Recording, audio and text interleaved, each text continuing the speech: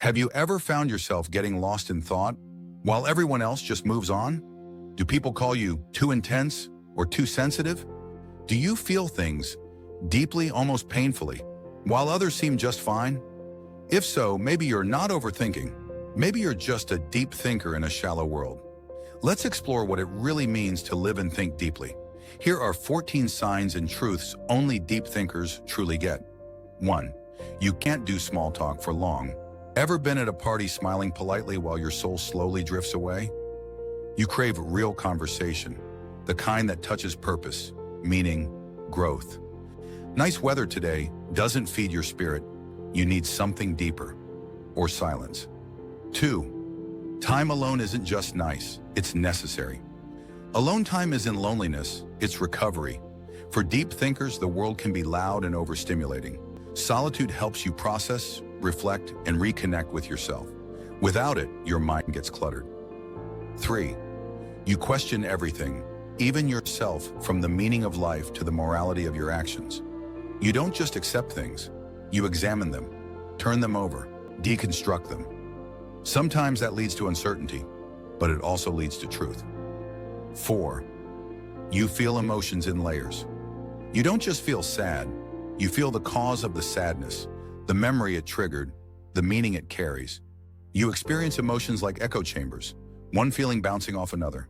It can be overwhelming, but it's also profoundly human. 5. You see patterns. Others don't, whether it's in behavior, systems, or ideas. You detect the subtle links. Your brain is like a puzzle solver, always assembling the invisible connections. That's why some deep thinkers end up in philosophy, psychology, or the arts. You see the world in code. 6. You sometimes feel too much. You've probably heard, "Don't think so much. Stop being so intense." But that's like asking a sunflower not to turn toward light. Depth isn't a choice, it's your design. You don't experience life halfway. 7. You're easily affected by injustice or suffering. Stories of cruelty or unfairness stay with you. You don't just read the news and move on. You carry it. You care, sometimes too much for your own comfort. 8. You struggle to find your people. Because your standards for connection are high, you want people who think before they speak, who reflect, who evolve. That makes relationships rarer, but when they click, they're powerful. 9. You talk to yourself a lot out loud. In your head, in mirrors, you rehearse, analyze, predict. This isn't weird. It's your way of processing the complexity inside you. It's how you make sense of a world that often doesn't. 10. You crave meaning in your work.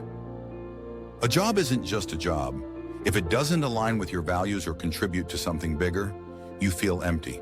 You'd rather struggle in purpose than succeed in apathy. 11. You're tired often, but it's not just physical. Your exhaustion comes from constant awareness of your surroundings, your thoughts, others' emotions. It's like your mind never logs off, and it needs deeper rest than sleep can give. 12. You rewind conversations in your head. You revisit what was said and what wasn't. You analyze tone, implications, intentions. It's not about obsession, it's about understanding all the layers behind a moment. 13. You feel the passage of time. More heavily, birthdays, seasons, memories, they don't just pass, they echo. You feel the weight of change, the beauty of impermanence. You know nothing lasts, and that makes everything more sacred. 14. You live with a quiet, constant ache for something more, not material. Not fame, but truth, beauty, clarity. You're always reaching for a deeper state of being. Not because you're dissatisfied, but because you know what's possible. Depth isn't just a personality trait, it's a lens, a way of existing in a world that often values speed over reflection, noise over meaning. In psychology, this is sometimes linked to high sensitivity, giftedness, or even divergent cognitive wiring. But labels don't matter. What matters is knowing you're not broken.